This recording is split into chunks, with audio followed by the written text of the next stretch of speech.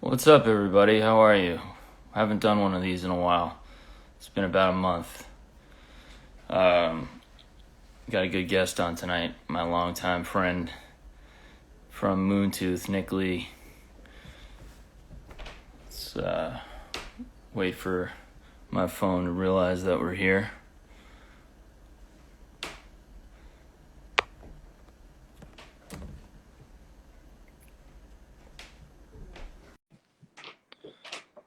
Hope everybody's been hanging in there with the snowstorms we've had. Hey, Hey, what's what's up, up, man? man? How are you, dude? Good. How are you? Good. Thank you so much for doing this. I'm glad we were able to make it happen. How was your day? It was all right. I taught a couple lessons and did some food shopping. Nothing exciting, really. Nice. Um, yeah, I haven't done one of these in about a month, but we reconnected after not speaking for a little while. Unfortunately, it wasn't under the best circumstances how we saw each other with our friend. We ran into each other at a funeral, which it is what it is. But it's good to see you. We got some people in here already. That's nice. Um, Hello, people. Happy Wednesday. Happy Wednesday. Haven't So been. It's been snowing up here a lot, so I haven't been leaving my apartment too much. In yeah, addition to quarantine, so it's just like quarantine on top of quarantine. yeah, perpetual snow day. Um, well, I wanted to. I got a bunch of notes here. I want to get to a bunch of different things.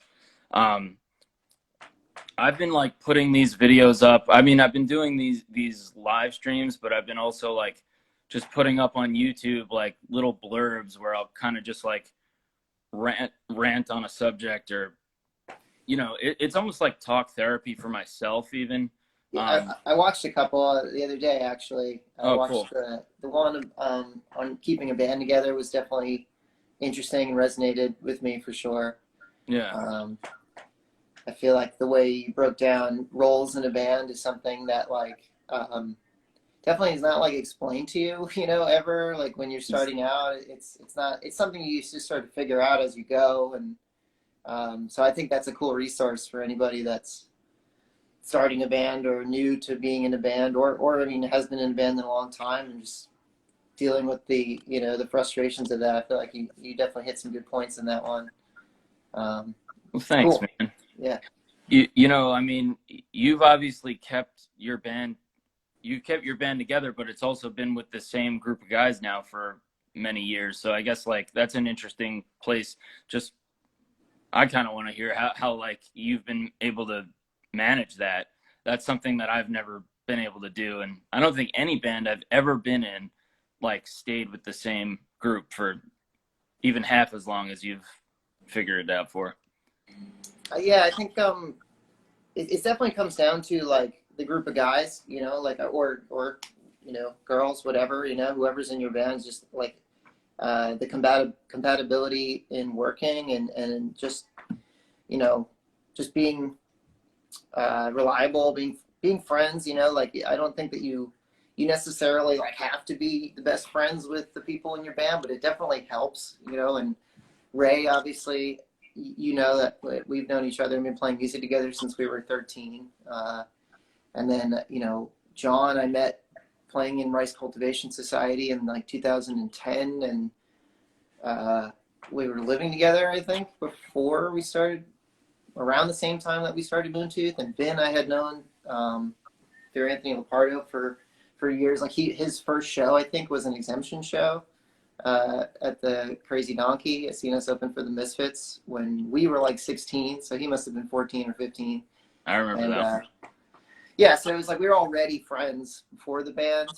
Um, and then on top of that, I think just like communicating expectations in a lot of different ways, like expectations for the band, but also expectations like for your personal life, like what you're willing to give up and what you're not willing to give up. There's like, the big thing is that what does it come down to is like, who's willing to miss this family function or this holiday, normalcy, and who's willing to be like not home for things that are important. Doesn't make them less important, to you, but it just like, it's like you can't want to be the next Metallica or whatever, and then also miss rehearsals or not want to do a gig because of some personal reason. Like that those bands that we look up to sacrificed a lot in order to get there. So it's like, there were definitely like growing pains in the first years, and not like fights, but like, kind of arguments about like, well, I expected this, and whatever, but the communication part of it always was good with Moontooth. If I was ever in a position of being like, hey, I need more, nobody ever was like, well, fuck you. What I mean? That never really happened. And same way, if somebody was like, Nick, you got to chill the fuck out, I'd have to be like, all right, yeah, fair enough. Like, I'm not going to call you on Christmas Day, like asking for something, like, hey man, Yeah. can you catch up on socials with me first? Like just being understanding, but also, like just standing up for, I guess, what you think is the important aspects of it, and accountability. Yeah, I mean, it's definitely a push and pull of like, hey, this is what I expect, but it's also like, as band leaders, like we sort of have to pick our battles as well. Like, Sure. it's like don't make a mountain out of a molehill, or whatever the expression is. But like, yeah, you've always been really good at. I mean, you've always been a clear like leader. Um, so, but it is interesting. You're in like the such a minority of it's really special to keep the same group of guys together like that for so long. um, One of the other things that I always like to kind of talk through or talk about, for me, because it was kind of a traumatic experience for me, was like when I was building like Gamblers initially. And I made so many mistakes, like not that I have it figured out now, but I was just doing things in such a wrong way, and I like burnt out the original lineup of the band. And then like putting the pieces together, like working shitty jobs, and like putting, still trying to figure out how am I going to work on music and putting the band back together. Um, I'm I'm curious if you could talk a little bit about like how you dealt with that, as far as Exemption breaking up, which, if people don't know, was your band. You've been in a bunch of bands, but that was like your main band before Moontooth. Um, like, what kept you going through that process? We don't have to like rehash the past. Like, I'm sure you've talked about it a lot, and at this point, it was like a really long time ago too. So you're kind of, it's in the past, but I think it's still important for people to realize, like, there was a moment that must have been really fucking hard for you, where like you worked everything to get this thing going, and then you basically had to start from scratch. Yeah, and I think that the when that happened, and that period of time is sort of what that made me a little bit more intense about Moontooth, I think, for better or for worse at times. Like when Exemption, like I had kind of seen it coming to an extent. I could feel that like my expectations, or like my goals short term, were different. Um,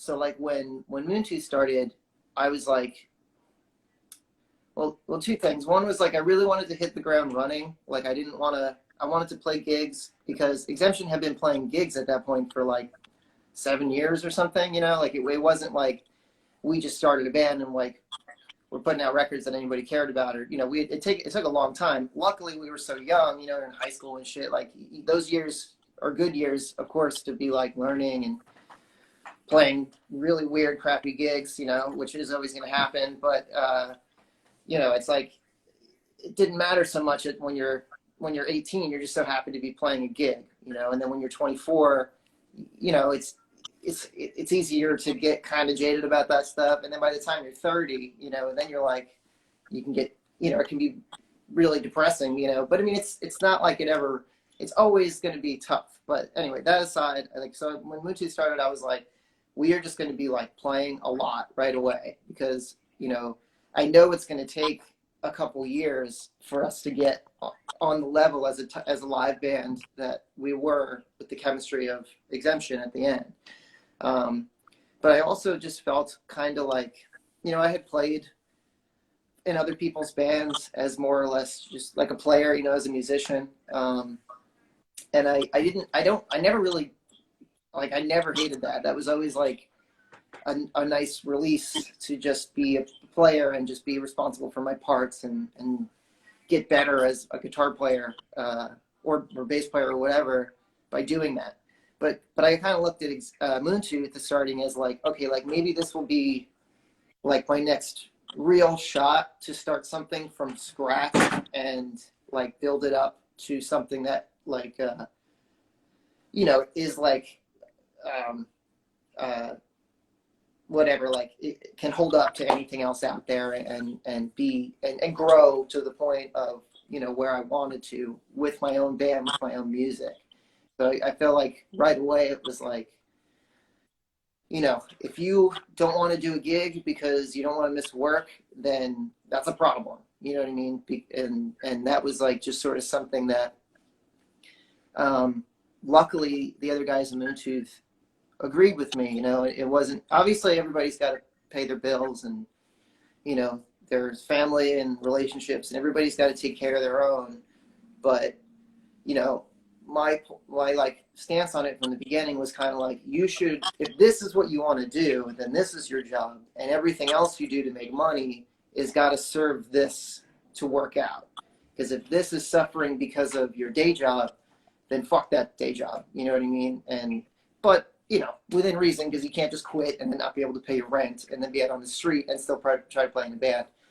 But you know what I mean? It's like there's a line that you can draw, and if somebody wasn't willing to take off for a week or something like that to go, play some questionable gigs in the beginning, then this isn't for you. You're not going to just go from practice space to, Madison Square Garden. It just doesn't, especially in what we do. We're playing like a weirdo metal band, you know what I mean?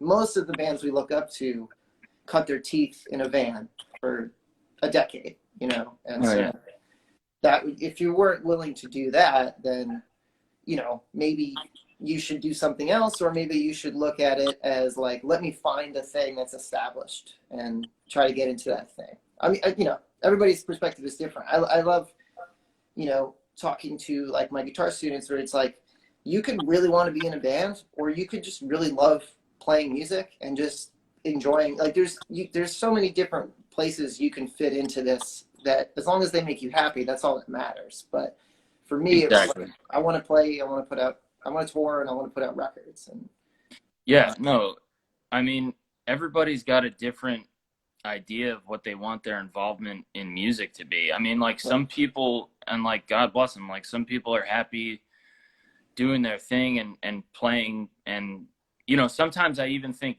man, those people, they must love music more than I do, because like why am I making it this thing to like succeed? Right. Like, but I don't know, that's just, I'm just driven that way. I can't, like, let's face it, you and I are very ambitious people. Like, that's just the way it is. Like, sometimes I like feel, I don't know if guilt's the right word, but it's just like, where does that come from, Yeah, I don't know. I mean, I definitely got this bug really early on in life, like, as I know you did too, it's like, I probably am hearing Metallica when I was like 6 or 7 years old, and then just seeing them play gigs and just being like, why would anybody want to do anything else than that? Like, that looks pretty sick. Like, I don't really, and I don't know. And then just as guitar became more of like a fulfilling thing for me, and, it just, I never felt the need to look elsewhere. But the only problem is, yeah, like the weird guilt and just sort of like anxiety about it comes, I think, when you don't really have an escape from music anymore. And like, and it's like, I teach guitar to make a living now, and then like, playing in the bands, as well. And then that's like my passion in life, is just to take that as far as it can go. So when I want to like decompress, or like get away from it. I don't know how to sometimes, you know. I love like watching movies, but I love picking up the guitar and playing the guitar. And like so if I work on Moonshue stuff all day and then teach a bunch of lessons, then I'm like, all right, I got some time to like do something. I'm like, I guess I'll play more guitar. And sometimes that's good, and sometimes it's like, yeah, but I'm burnt, you know, like I need to do something else. I need to put other stuff in here so that cool stuff comes out of the guitar, you know. Yeah, yeah. That's been tough about Um, this at the beginning of this year, like quarantine and like just the crisis of just living was great for material for a long time because I really felt like I need to do this. I need to write because otherwise I'm going to freak out, you know. yeah. I need to practice. I need to write, you know. But I think like, you know, after a year, it's like, you know, I used to write the best riffs and stuff after coming home from a tour or something, you know, like after just doing a lot of moving and experiencing, talking to people and stuff. And then that would just sort of get filtered through and come out in this interesting way, you know. And if you're kind of putting the same thing in every day, day in and day out, it's hard to get that creative spark to happen just like that, you know. Yeah. I mean, you mentioned writing. You know, I think we can say like you're working on a new album. I think you said it publicly. At least you posted about it, I think. What Yeah, so like what was that like? Were you like sending stuff to John? Like were you and Ray getting together? Was it all just over email? I mean, obviously you're gonna get into the studio yeah. and you I know you already have started, but like what was that process like?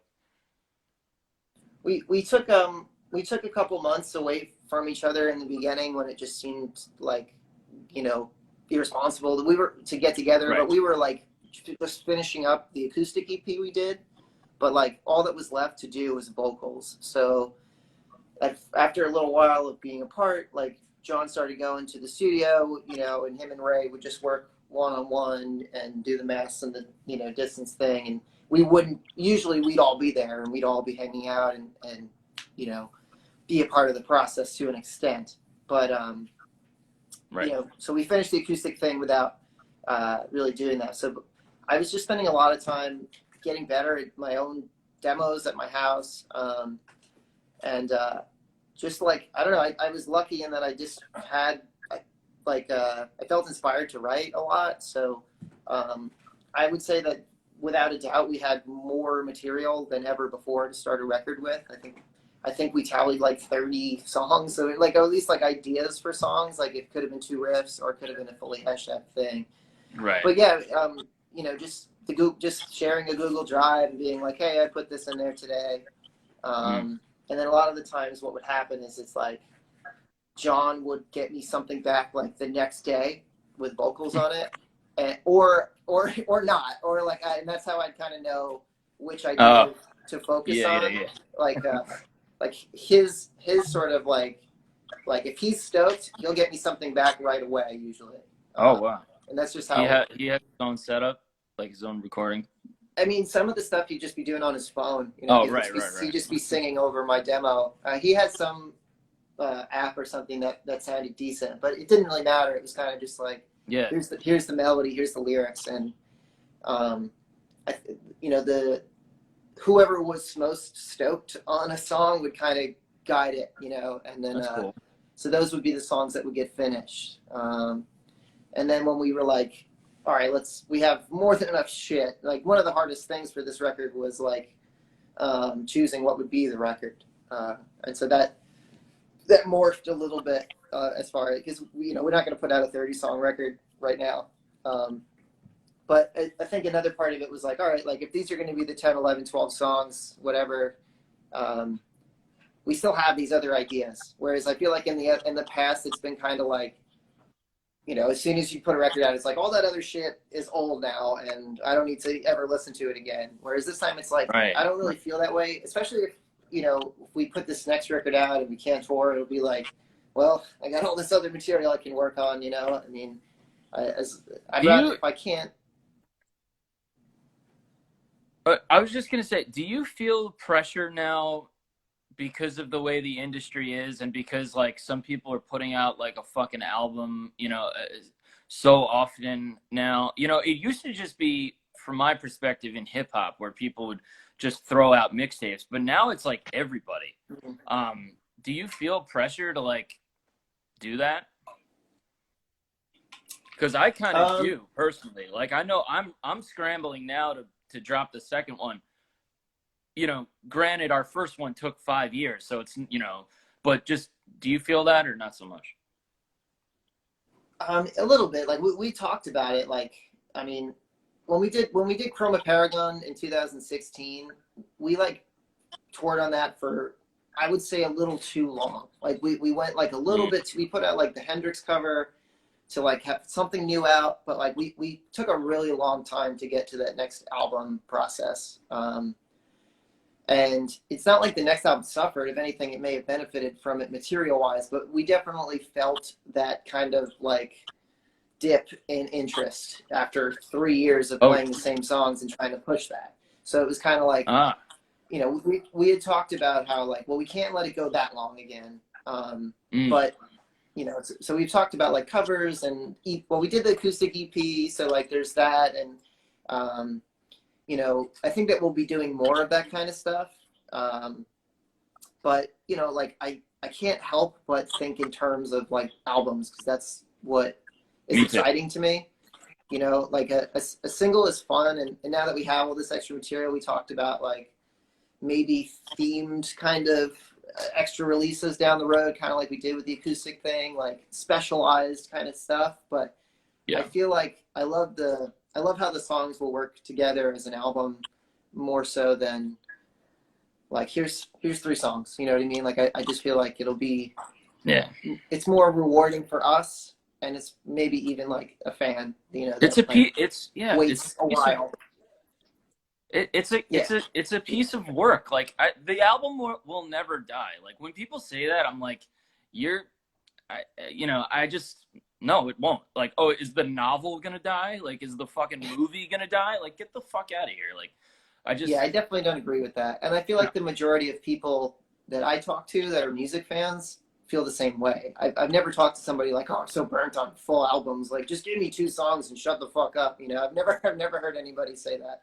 Dude. So, but I guess that it's just the other thing of like, if you want to just keep things exciting, and it's easier to obviously to put out a single or to put out a little EP thing than it is to put out a full album. That takes a really long time to material together and record it and all that stuff. So it's like I get it. I definitely do, but I don't know.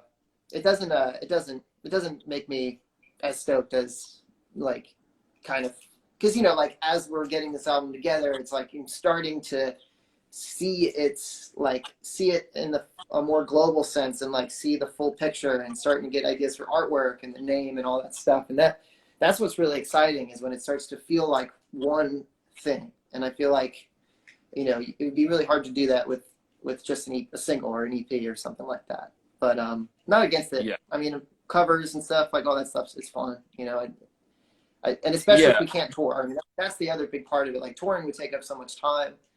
Um, getting like rehearsing and just the actual act of being there, and then recovering from it, and then all of that stuff. So it's like if we can't just go right back to that, which it doesn't look like we will be this year for sure.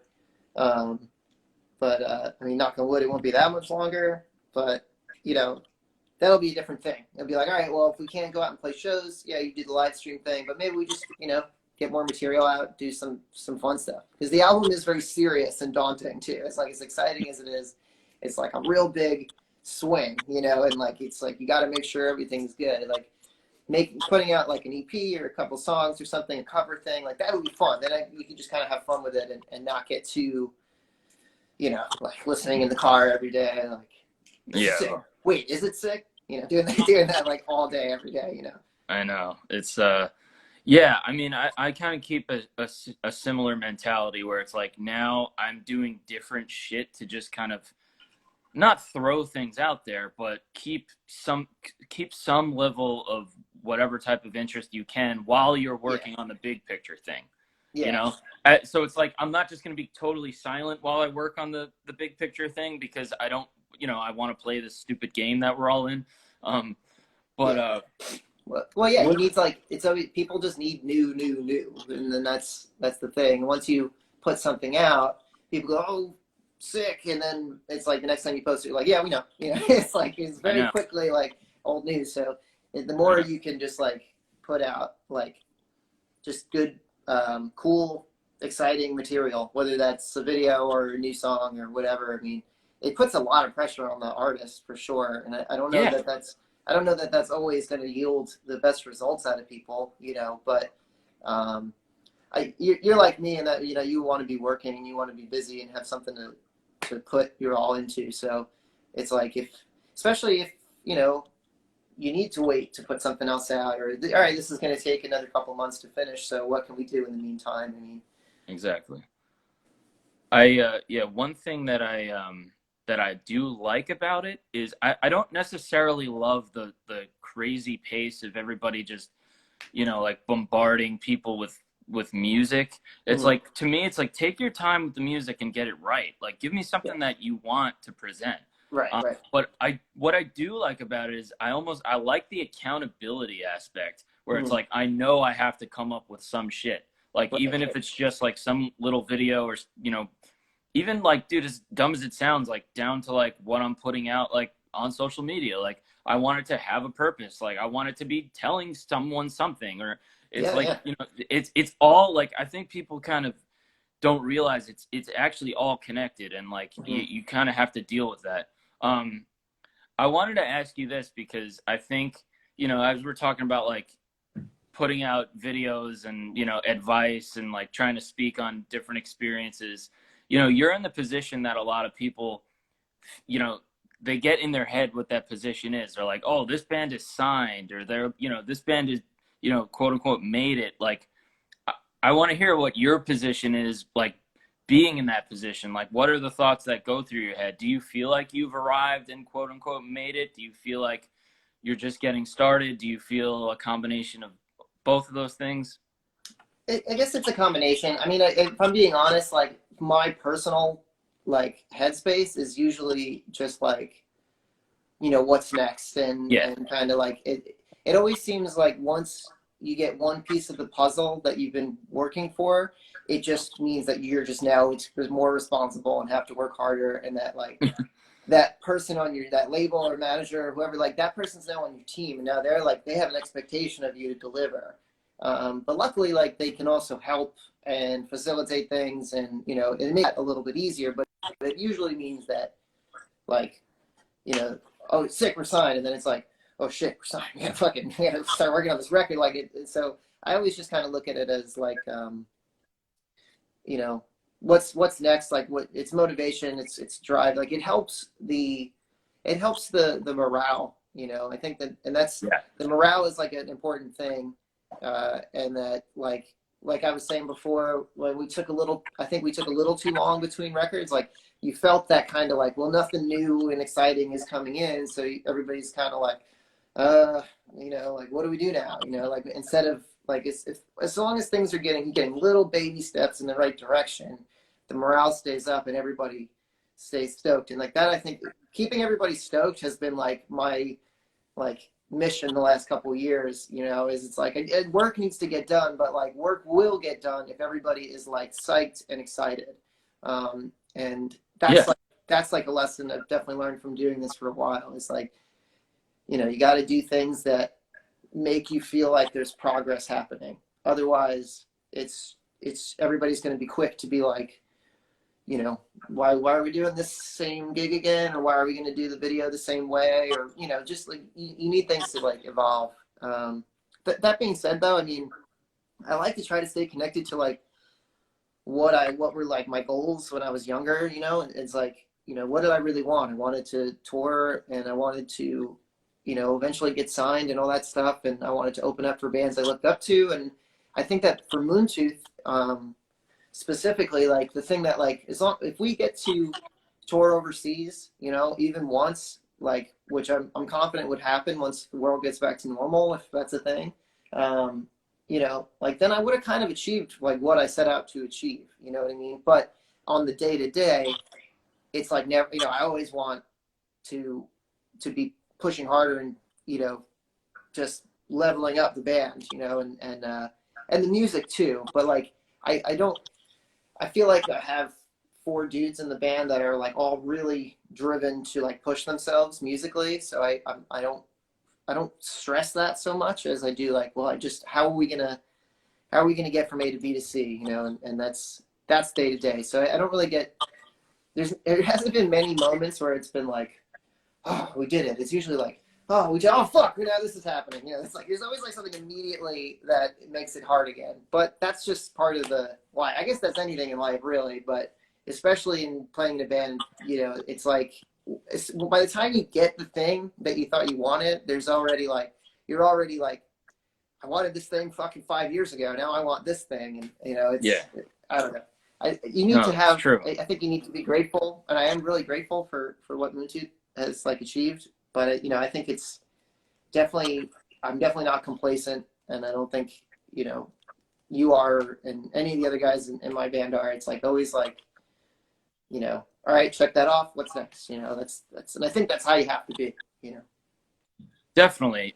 It is important to kind of like feel like you're getting those moments of validation though. You know, it's like it doesn't mean that you're gonna like get lazy or just like sit back and not do anything. But when you get like if you get a nice press piece or you get like a radio spin, like it's important to like, you know, just like if you make a mistake, like reflect on that and be like, oh, what did I do wrong? Like when something good happens, like you should reflect on that and be like, what did I do right? Like, Yeah. you know, and it doesn't, you know, and then you wake up the next day and you're like, all right, guys, what are we doing? Like, you know, it never ends, Yeah. but Yeah. it's just, it's nice to get those moments. Um, That's well said. I mean, I don't think that I think that that's something I could do more of at times is be like, you know, just kind of like reflect on the good things that happen and the, you know, like the positive, you know, achievements and all that. You know, I feel like those things just come out in weird ways sometimes. You know, it's like, you know, really just sort of like, huh, like if I was at this venue 4 years ago, you know, like I'd be probably like either at a show or even if I was lucky to play here, I would not be being treated the same way that I am today. Or I don't know. It's just sort of like I don't know. It's not. I don't know how to put into words what I'm trying to say. It's not usually. It's like we played Irving Plaza. That was like a huge deal. You know that for us. Like that was one of the venues that me and Ray always said we wanted to play. But like while it was happening, it was like, okay, like you're not allowed to park here, so you have to move the van like 10 times. You're not gonna get a sound check. You're not. It's like by the time we were loaded out, I was like so exhausted that I couldn't have like really spent the time to like enjoy it. You know what I mean? It was just like one fucking shit show after the next. And luckily the show was great. And I'm like, it wasn't until like, you know, later you see like the picture from it or something. You're like, oh yeah, that really happened. Like we actually did that. Yeah. It's like the amount of work that's happening in the present sometimes like doesn't allow you to reflect on just the fucking excitement of it, you know? Yeah, no, I mean, it is funny when like you do have an experience like that, and yeah, it just like becomes another struggle or another, but like the bar just always raises, you know, which I Yeah, guess is a good thing. Otherwise, we'd have nothing to, you know, strive for. Um, how about exactly. this is like a kind of a different topic, but I mean it's still this music topic, but playing with Riot, I think most of Moontooth is probably aware of that. Maybe not everybody, but like, how was that stepping into? How was that stepping into a band that had so much history, kind of like already before you got there? I remember when it happened. Like, it reminded me of Josh Klinghoffer coming into the Red Hot Chili Peppers. I think it was around the same time. I don't know what. That's just my reference point, but Yeah, I mean, I guess I definitely felt the pressure. It definitely helped me push myself as a guitar player because I was like, there's no way I can get up on the stage and fuck. I mean, I make mistakes or whatever, but like, there's no way I could come up on the stage and feel unprepared, you know? Like, and so like it was that pressure. I got like emails from like I don't even know how they got my email address, like random people in Europe. Like I'm really excited for you, but I hope that this is good because this is my favorite band and Mark Reale is my favorite guitar player. And so it was like, you know, the thing with Riot, I guess that like compared to something like the Red Hot Chili Peppers is it's like if people have been following Riot, that's like their favorite fucking band and they like, it's like part of their life. And, you know, like going to somewhere like Japan or Germany and just seeing people so emotional about the music, you know, and like that they're Yeah. hearing it live and they never thought they would and stuff. And, you know, it's not that they love the record. It's that like they have memories that are super attached to that record, you know, like they're thinking about their brother or their best friend or something, you know, there's very like emotional attachment to it. The only thing that I guess I kind of benefit from with Riot is that there's been so many people in that band.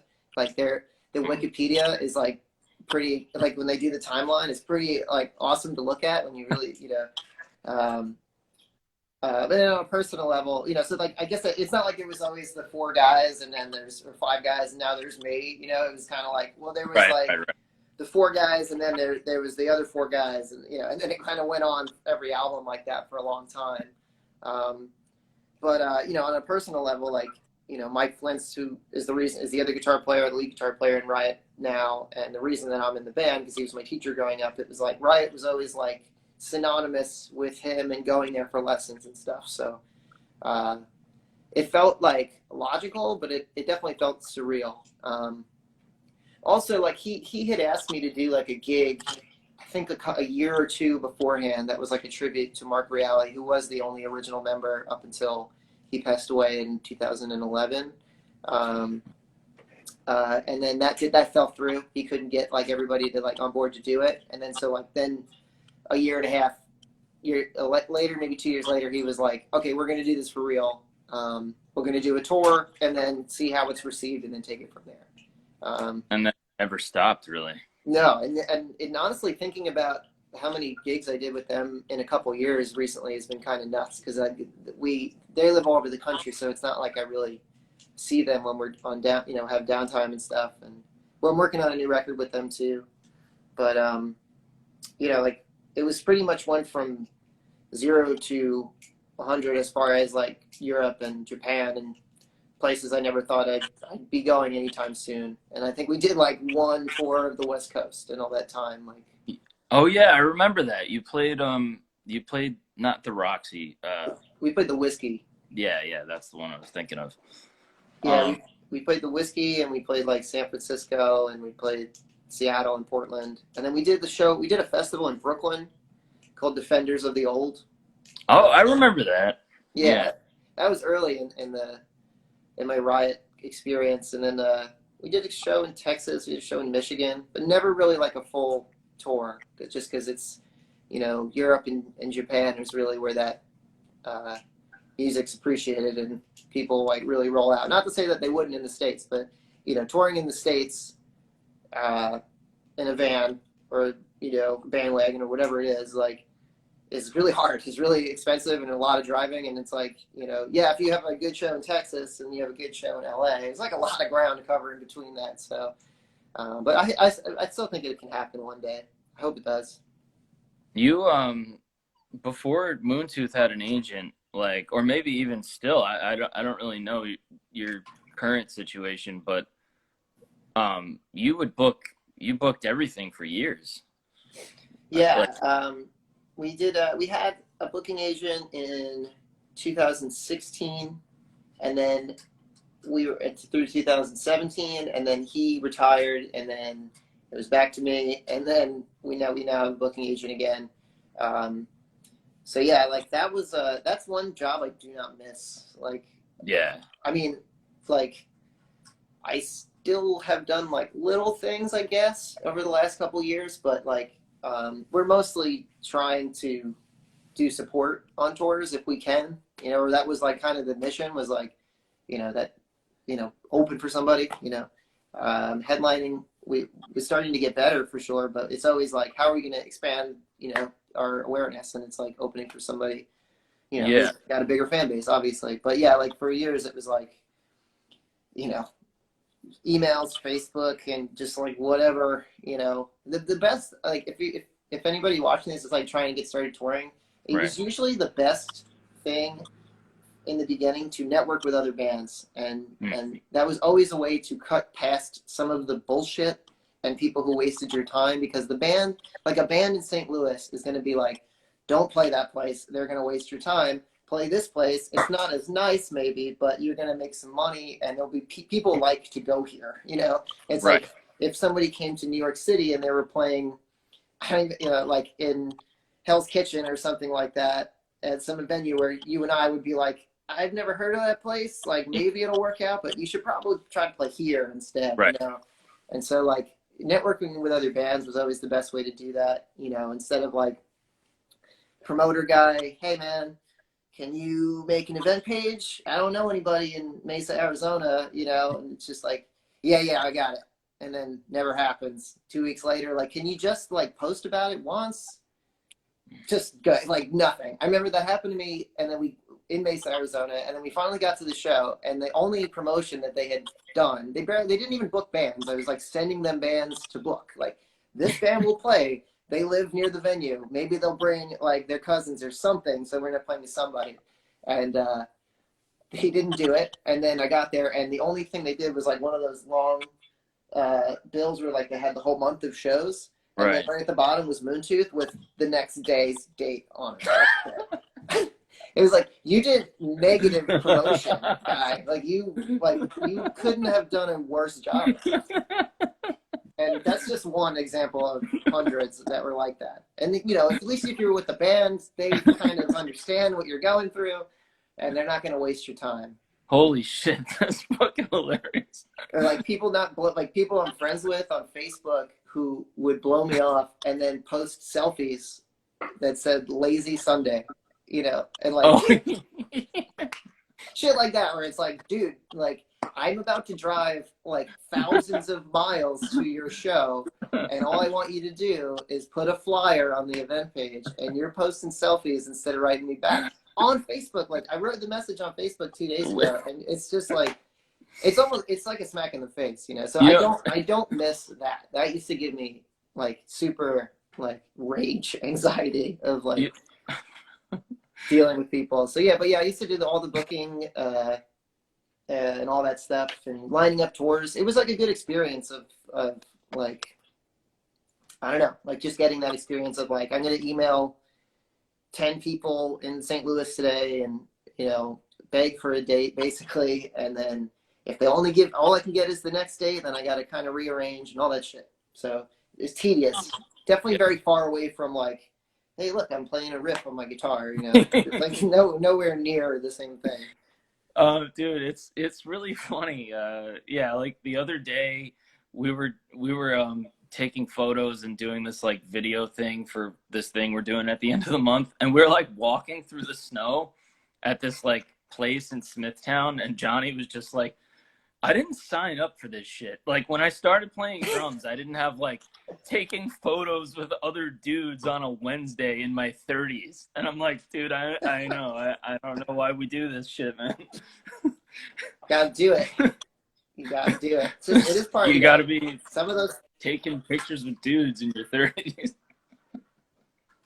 some of it, yeah, like touring definitely gets down to the root of that, where you're like, all right, I guess I'm gonna piss in a bottle again for like the 8th time today, and then like, you know, I'm gonna like breathe in fart and like bad breath, snoring, and just like step into a pile of like fucking Doritos and pistachio shells. Or like I remember like we started sleeping in Walmart parking lots and stuff because it would just be like 18-hour drive or something stupid, and like you're not gonna get a hotel for what, 2 hours or something by the time you have Right. to finish the drive, and it was like snowing, and I like, you know, wake up, have to piss really bad, and I'm like can't find my shoes, so I get out of the van, and I'm standing in the snow like in my socks, like digging and like trying not to like wake people up, and just losing my mind just so I can go take a leak, and it's just like, oh yeah, all right, this is not something that I thought I was signing up for in the beginning of this, but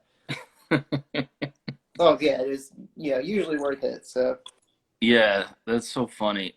When you said the the lazy Sunday story about the guy on Facebook, my version of that now, and it's not as bad, but like when you text someone and like they can't be bothered to respond to you, but then like they'll watch your own social media.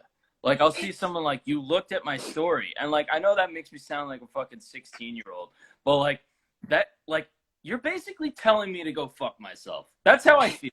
Like It's hard not to interpret it that way. It's like, I know you're on your phone, you know, I know that you're looking at it. not only are you on your phone, you're looking at my shit that you know I'm gonna see, but I don't know. It's just Yeah, I think it's just like people turn off sometimes by they looking do. at They do. Instagram. That's something I'm trying to do less of, is like not just like, you know, like I don't know what to do with myself right now, like staring at stories and stuff. Like I'm Yeah, like, all right, I'm trying to catch myself do that and like go practice or go, you know, just do something. Because I'm definitely like not accomplishing much. You know, I agree in like that people need to turn off and they need to decompress. sure. If you're watching this, don't turn off now. Yes. Wait, this is informative and inspiring. This This is is different. This is we're not. spitting hot fire here, man.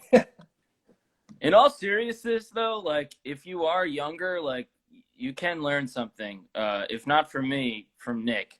You can There are learn definitely something from more. me too, though. Yeah, I No, mean, your videos that you put on YouTube were great. I mean, like, I feel like we didn't have resources like that. I mean, I feel, exactly. I feel like, you know, learning how to book shows was like, I remember walking into the courthouse in 13, you know, it's just like a fucking cokehead bar in Oh town, yeah, you know, in Massapequa Park, and just being like, can I have a show? And somehow they gave me a show. I was like 13 years old.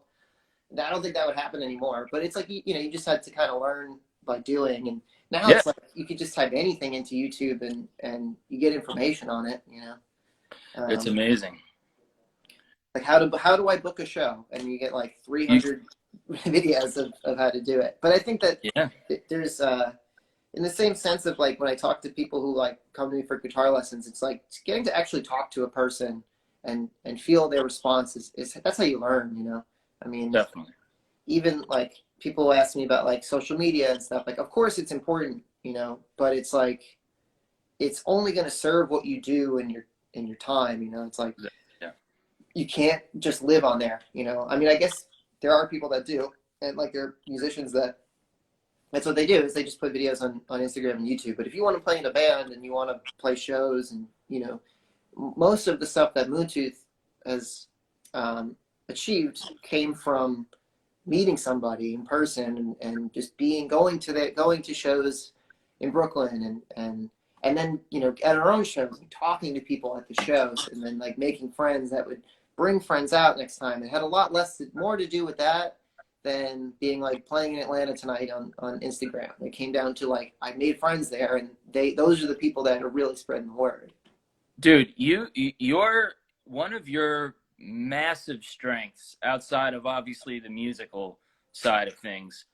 But your biggest thing is like when people talk about networking, like you've done it exactly the right way, which is like I'm not saying you're a networker, but you organically are. Like in other words, like there's a difference between reaching out to someone and being really thirsty about it, and like I could see right through you. I know you're trying to get to me, to get to Ray, to get to whatever, you know Yeah, what I'm yeah, saying?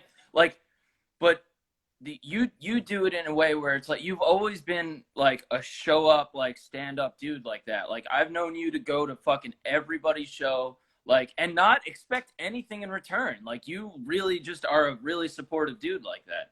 And you know, listen, like that's great and that's awesome, but like if we're here giving like music advice to people, it's like be fucking genuine and show up. Like actually show up and be real supportive and don't expect anything from it, and don't, you know what I mean? right. Yeah, you just have to, I mean, I can't, I feel like with music, like people generally can sense the try hardness, you know, and if you're going out of your way to like make, I don't know, like if you have an ulterior motive, then it's usually pretty obvious. And I feel like I would go to shows because I just like, I just like being at shows. I'd rather be at like a terrible show than not be at a show. But um, I also just like, whether I love the band or I love the people or I just like, I don't know, like even if I barely know them, but I met them once, it's kind of like, you know, I know what it's like to go to some town I don't know anybody and just pray that somebody shows up. And if like a couple people that I met once show up, it means like the world to me. You know what I mean? Like if I Yeah. met somebody at a show, 6 months prior in Kansas City, and then they come to the show with a friend, it's like it means the world to me, because it's like you are like understanding how hard it is to get back here and to do this again. And so if it's just marginally better than it was the first time, then that's huge to me. And I feel like that's just the energy like that I tried to put out. But I don't know. I think that you have to be social to do this to an extent too. Like at least somebody in your band has to. Like you, Right. Right. if some people need to just like decompress and shut off after a gig, then they earned every right to do that.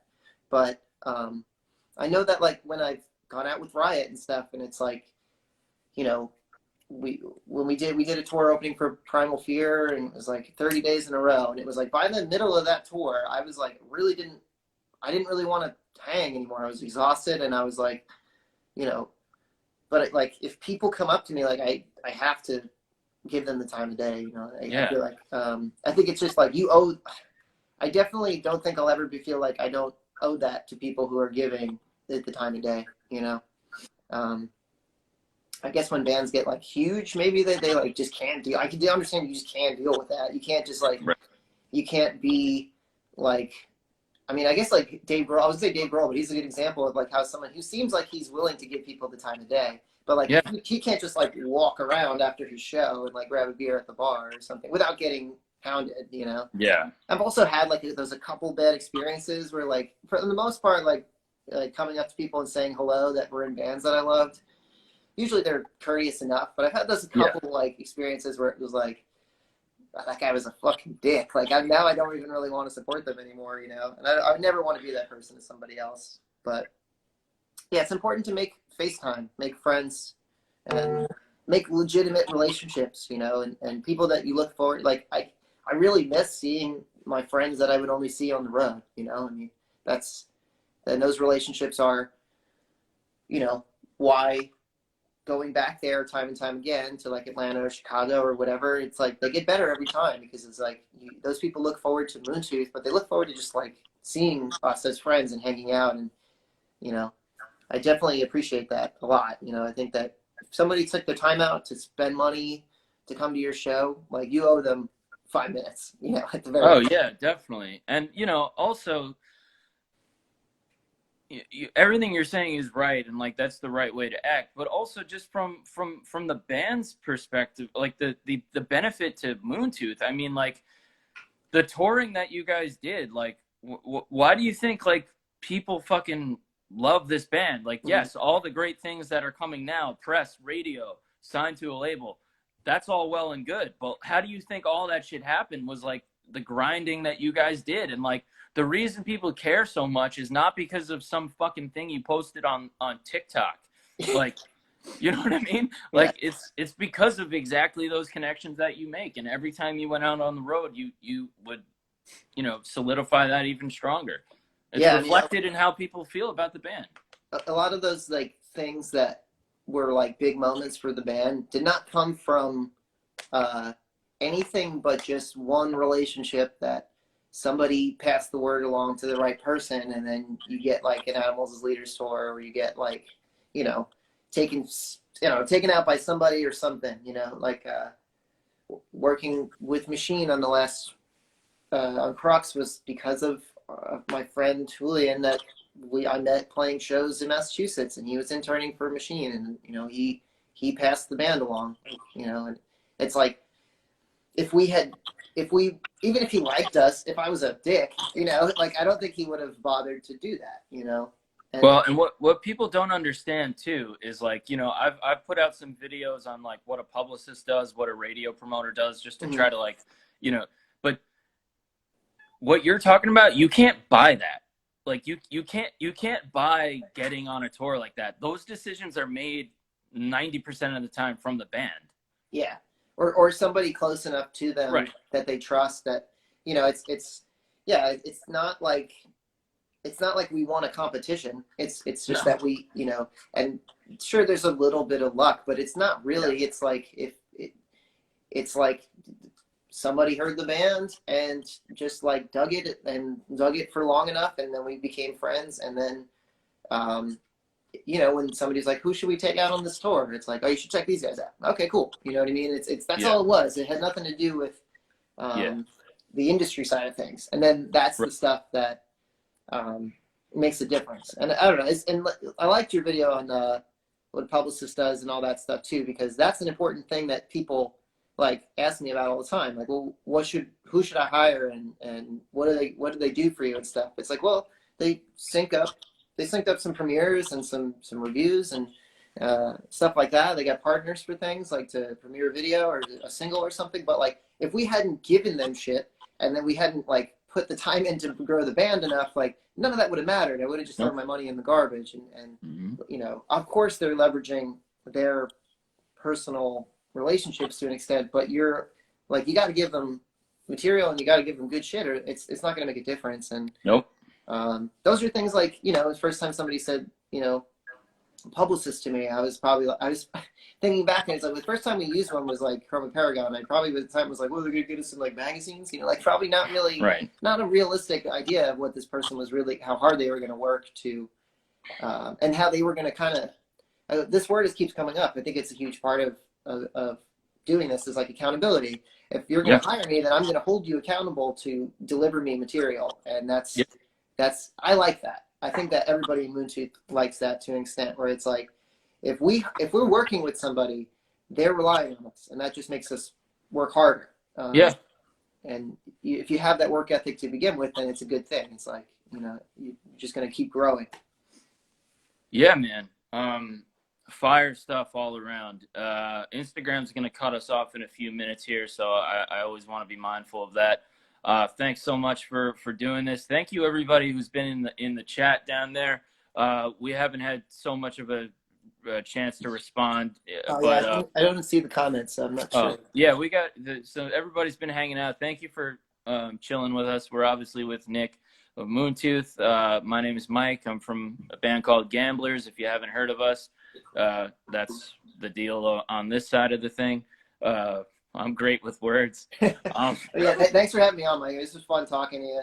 Yeah. I always enjoy talking to you, and thanks everybody who's watching or watched already. And Moontooth Scott, we're like working hard on a new record, so hopefully, you know, we'll have some substantial news on that pretty soon. But we can't drop big news right now, but what can we give them to let them know, like maybe some kind of vibe to expect or something? I don't know, whatever you're comfortable with. I think that what I would be willing to say is like we're trying to make it like a banger fucking record, like not we want to put something out there that's like gonna make people feel good right now. And you know, I think that's, we had like, you know, plenty of depressing songs too, but those will see the light of day. But there's a couple on there maybe, but I think people are gonna like get inspired in a positive way from it. That's I guess that's the first thing that came to my head. But I can't really give away like the nitty gritty yet. But I think that it's rocking, and it's good vibes all around. I love that. All right, Nick, I love you, man. Thank you for doing this. Check out Moontooth. Yeah. Where should they find you? Where can they send you hate mail? Like those guys that are like, this Riot show better be fucking good. This is my favorite band in the world. No. You know, Moontooth Band at Gmail for all the hate mail. And then, you know, you're already looking at our Instagram, but Facebook, hit up the Spotify. Go for the Spotify. And not like, because I need that fraction of a penny real bad. I need it so bad. Or actually, go to a Bandcamp, moontoothny.bandcamp.com. Should have said that. That's always the better way to support your favorite band if they have a Bandcamp. It's got the merch, and Pure Noise Records putting out the next record as well. If you go to moontooth.merchnow.com, you can pick up vinyl and all the Pure Noise stuff. They have some exclusive merch and stuff like that too. So moontooth.merchnow.com. That's awesome. And someone asked in the comments, so I'll just say it now for everybody too. If you didn't have a chance to see the beginning, or you jumped in at some time, This will be out on YouTube on Gamblers YouTube channel, youtube.com/gamblersmusic, Oh, and cool. we'll put the link into to Moontooth's Bandcamp as well on there, so you guys could support over there if you haven't already. Nick, yep, love you, man. Thank you so much, dude. Love you too, Mike. Thanks a lot for having me, man. It was fun. Yeah, it was great. I'll talk to you soon, man. Take Talk to you care. soon, man. Bye. All right, later.